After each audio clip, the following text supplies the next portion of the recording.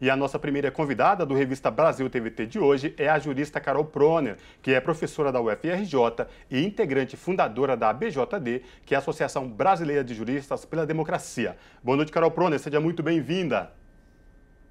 Boa noite, Cosmo, Maria Tereza, boa noite, é um prazer estar aqui. Prazer é todo nosso, Carol. E eu queria começar com você justamente trabalhando nessa questão aí desse artigo publicado aí pelo Merval Pereira no jornal o Globo, que diz respeito aí à decisão do ministro Fachin em relação ao ex-presidente Lula, né? Neste artigo publicado aí que induz o STF a um possível julgamento deste caso no plenário do Supremo Tribunal Federal. Eu queria que você trouxesse para a gente aí sua avaliação sobre tudo isso. Sim, Cosmo, tem novidades no dia de hoje, né? Esse artigo realmente gerou curiosidade no meio jurídico. Não é comum também que façamos enfrentamento assim a um jornalista em particular, mas nesse caso, né, o comentário do senhor Merval Pereira não é apenas dele, mas do veículo que ele representa, das forças, de certa forma, política e midiática que representa, tendo em vista que desde sempre se trata de um apoio incondicional à Lava Jato. E eu também escrevi no meu artigo, me parece que fui dura também nesse sentido, mas considero que praticam uma espécie de usura midiática sobre poderes e instituições, né? Desrespeitando o devido processo legal, mas também o devido processo legal não só jurídico, mas também o legislativo, o executivo. Em outras ocasiões isso já aconteceu. Então, o artigo do colunista ofende o Estado democrático de direito ao imaginar ou supor que o ministro Edson Fachin teria feito uma manobra que ele chamou no artigo de manobra arriscada, tentando neutralizar o ministro Gilmar Mendes na decretação da suspeição de Moro para posteriormente, junto ao plenário da Corte, votar contra a sua própria decisão. No momento em que Merval Pereira anuncia essa posição no artigo, é, no mínimo, para os juristas, algo que ofende o próprio ministro Fachin, ofende a corte, né? O artigo se intitula 11 cabeças e uma sentença, e de certa forma é, ao nosso ver, o grupo Prerrogativas, ao meu ver, uma desfaçatez, né? Porque demonstra a intenção de pressionar o ministro Fachin, a ministra Carmen Lúcia, que também é citada no artigo, e de certa forma exigir uma mudança de posição de uma situação que já foi de certa forma consolidada pelas decisões, sobretudo a decisão da segunda turma, que restitui os direitos políticos do ex-presidente Lula, a decisão do ex-ministro Fachin, mas também a decisão da segunda turma que reconhece a suspeição do ex-juiz Sérgio Moro. Então, não sei se eu respondo dessa forma e continuo, porque temos mais coisas a observar no dia de hoje. Com certeza, Carol. E já quero aproveitar o gancho sobre essa coisa do lavajatismo, né? Na imprensa e no Supremo. A gente viu ao longo dos anos alguns ministros do Supremo que eram considerados, não vou dizer afeitos, mas próximos do lavajatismo, inclusive a própria ministra Carmen Lúcia, que em 2018 tinha tomado uma decisão e agora reviu, né, vamos dizer assim, essa decisão depois da Vaza Jato, depois da Operação Spoofing, enfim, depois de novas provas coletadas, certo? Então mudou a visão sobre os fatos a partir de novas provas, de novos acontecimentos. Ou seja, mudou a forma de avaliar historicamente todo o episódio, o uso político da própria Operação Lava Jato. Por que é que você acredita, enfim, que ainda no meio da imprensa, que é tão importante porque, afinal de contas, forma opinião, existem ainda alguns jornalistas que, diante de evidências e de fatos, ainda insistem em tentar, de certa forma, ressuscitar ou defender a Operação Lava Jato, apesar de todas as provas indefensáveis recentes? Bom, eu não saberia dizer o que passa na cabeça deste jornalista em particular ou de parte da imprensa que eu teria até dificuldade de reconhecer como profissionais do jornalismo, né? Porque eu acho que aí nós não temos, nesse momento, não está atuando o profissional, e sim o porta-voz. E mais do que o porta-voz de um jornal, é o porta-voz de uma posição política lavajatista, né? Que define hoje, entre outras coisas, uma contraposição ao progressismo que representa os governos do PT, tanto o governo, os 2 mandatos do presidente Lula como a presidenta Dilma. Então, vem num andamento histórico um processo, né, de perseguição política por intermédio do direito. Isso já é algo que vem acontecendo em outros países também. No Brasil, a gente reconhece claramente na Lava Jato.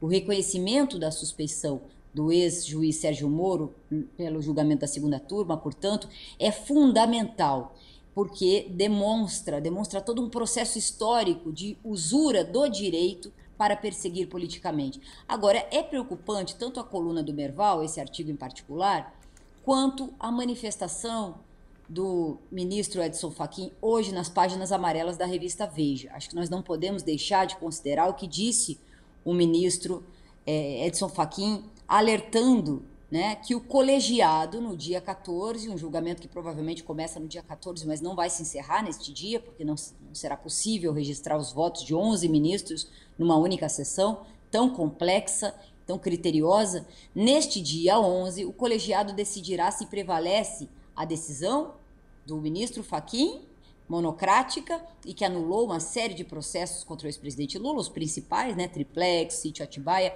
anulou aquelas decisões por conta de um critério do juízo de incompetência, considerando a 13ª Vara de Curitiba incompetente para julgar esse processo, transferindo esses processos ou determinando a transferência para o Distrito Federal, né? O que acontece no dia 14? O colegiado vai decidir se a competência universal da 13ª Vara Federal de Curitiba prevalece ou se prevalece a decisão do ministro Fachin. Segunda decisão, que é aí que está a grande preocupação, que nós consideramos inclusive um alerta de novo golpe jurídico. Eu acho muito grave o que pode acontecer no dia 14. O colegiado poderá decidir se o fato do relator ter declarado a incompetência de Moro para julgar Lula em Curitiba invalida toda e qualquer deliberação que tenha sido tomado depois pela turma. Essas são palavras do ministro Fachin hoje na revista Veja. Nada disso, diz ele, é incomum. O colegiado, na sua máxima composição, vai decidir se houve perda de objeto ou não. Em última instância, não quero usar essa expressão jurídica, em resumo, o que diz o ministro Fachin? Pode ser que o colegiado decida tornar sem efeito o julgamento da segunda turma e, portanto, a suspeição do ex-juiz Sérgio Moro.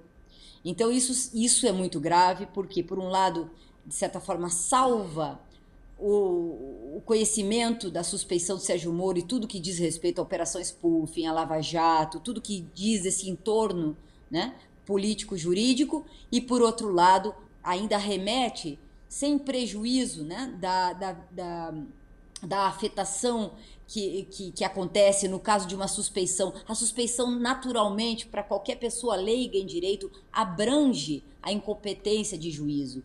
Naturalmente, é uma questão subjetiva que guarda a relação, no caso que guarda a relação com o direito subjetivo de qualquer ser humano a um devido processo, a um justo processo, um processo que é julgado por um juiz imparcial. Isso é um direito subjetivo que tem que prevalecer sobre qualquer outra questão procedimental, né? Mesmo a muito importante questão procedimental da 13ª Vara, que desde sempre tinha sido alegada pela defesa técnica. Não sei se eu me faço explicar, estou tentando resumir e me tornar mais, simplificar uma questão que é complexa. Em resumo, de novo, vale mais a suspeição e interessa mais, não só inclusive para o ex-presidente Lula, que já sou eu falando, como para toda a sociedade brasileira, saber que ali houve um juiz suspeito, um juiz que atuou com intencionalidade condenatória, que ele teve intenção de produzir prova, de conduzir, né, o processo de uma determinada maneira, com provas ilegais,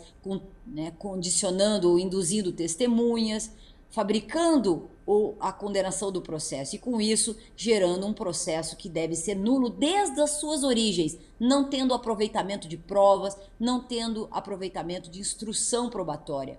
O que parece que Fachin deseja é reverter a decisão no pleno, não a decisão que ele teve, mas ele quer fazer com que o pleno, e essa vai ser a posição que ele vai defender, também inclua na sua decisão a afetação da suspeição julgada já pela segunda turma, o que me parece um grave golpe jurídico. Carol, o que chama a atenção é que na história da Corte Suprema do país, algo nesse sentido parece que nunca aconteceu. Eu queria que você falasse para a gente sobre essa questão. E mais, aquela frase épica, como diz que a justiça é para todos, parece que ela não se aplica quando se trata do ex-presidente Lula, né? Eu queria que você avaliasse essa questão. Bom, primeiro que o sistema seletivo penal brasileiro vem sendo denunciado pelos criminalistas, garantistas há muito tempo, não é igual para todos mesmo, né? Ele tem cor, ele tem raça, ele tem idade, né? Se a gente perceber quantas pessoas não tiveram direito ao devido processo legal, à presunção de inocência no Brasil, que não foram julgados em segunda instância sequer e que estão detidos, que estão presos em presídios brasileiros. Então, para começo de conversa, o processo penal e a própria justiça brasileira é extremamente discriminatória. Agora, esse fenômeno do uso do sistema de justiça para perseguir politicamente, para influenciar no direito de participação política e democrática que afetou as eleições de 2018, bom, isso nunca tinha sido visto no Brasil. Talvez seja o caso mais grave no mundo, considerando as proporções geográficas do Brasil, o número de pessoas, população, o número de votantes, né? E a consequência grave, tanto econômica da Lava Jato, que está sendo estudada, gravíssimos efeitos, mais de 4 milhões de empregos diretos à construção civil, né? A estrutura de gás, de óleo, né, a estrutura mais importante, mais estável, da qual dependeria o futuro do país. E, por outro lado, a própria questão, né, das autonomias do sistema de justiça, da Polícia Federal, do Poder Judiciário com aquela competência ampliada, a competência universal de Curitiba, e o comportamento, né, abjeto dos procuradores de Curitiba, os procuradores da República de Curitiba, como eles gostavam de chamar, naqueles diálogos da spoofing, que ainda que não tenham sido usados nem pela defesa, nem pelos julgadores no Supremo Tribunal Federal como elementos probatórios, eles são ilustrativos de que algo vai muito mal com o nosso Ministério Público, neste caso em particular, e com, né, essa autonomia exagerada de um juiz de piso que subverteu a ordem jurídica em proveito de um projeto político. Carol, ainda sobre a entrevista que o ministro Fachin concedeu à revista Veja, chama atenção a avaliação sobre a Lava Jato, porque a gente sempre costuma falar sobre o vale tudo, né? E, de certa forma, esse discurso do Merval e de outros jornalistas, da imprensa, de algumas pessoas da imprensa, é aquela coisa, o objetivo final, no final das contas, isso restou provado, era tirar Lula da disputa de 2018. E agora ele retoma os direitos políticos e começa a vislumbrar 2022, e aí toda essa mobilização começa novamente. Fachin diz o seguinte: os resultados da Lava Jato no combate à corrupção são muito maiores do que eventuais falhas ou excessos na condução da operação. Qual a avaliação dessa tentativa reiterada de seguir defendendo o combate da corrupção, que sim, o combate à corrupção é legítimo? Bom, eu acho o oposto do ministro Fachin, e isso nós podemos avaliar por vários critérios. Se for a questão do ponto de vista econômico, a recuperação dos ativos é pífia, é irrelevante comparado ao prejuízo já medido pelos estudos do DIEESE, da CUT e do Instituto do Lula, né, que estão agora divulgando esses estudos, principalmente esses estudos do DIEESE. Os números são determinantes para avaliar se economicamente valeu a pena ou não. E é claríssimo que não.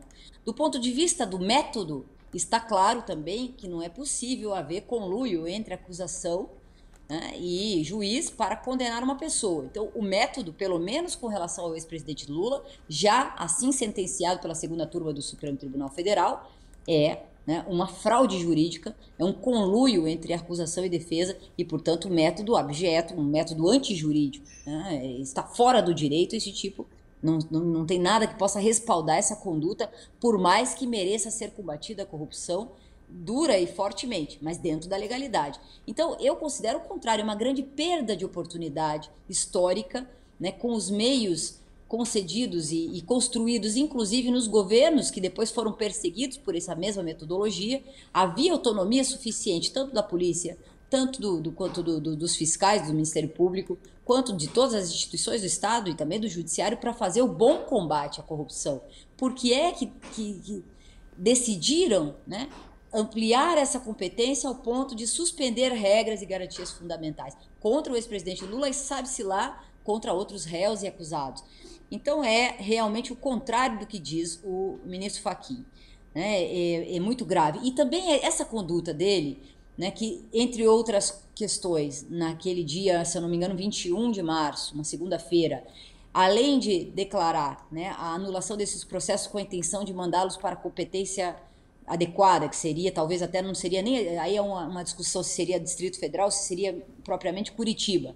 Com todo esse esforço dele fazer isso, declarou a perda de objeto de um habeas corpus que já estava há quase 2 anos esperando julgamento, que é o habeas corpus 164493, da suspeição do ex-juiz Sérgio Moro, por reconhecer que a extensão das nulidades tem fundamento num artigo do regimento interno do Supremo Tribunal Federal. De certa forma, o ministro Fachin utiliza o regimento interno, ignora a superioridade do próprio Código Penal no artigo 96 com relação à matéria de suspeição, né? E dá uma decisão monocrática, bastante atípica, bastante surpreendente, bastante abrupta também, e de uma hora para outra, né, gira completamente o sentido da Lava Jato. E agora, outra vez, desgira, né, volta a trazer a pauta, né, do plenário,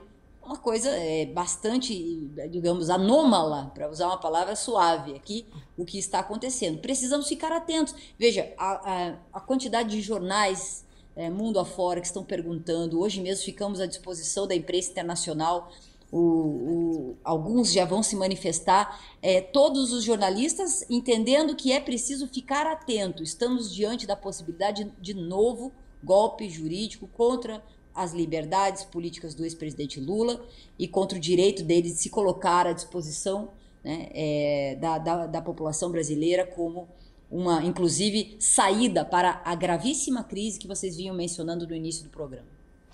Bom, portanto, vamos ficar atentos e, claro, sempre contar com análises excelentes como essa da jurista Carol Bronner, que é professora da UFRJ e integrante fundadora da Associação Brasileira de Juristas pela Democracia. Professora Carol, muito obrigada pela participação e até uma próxima oportunidade.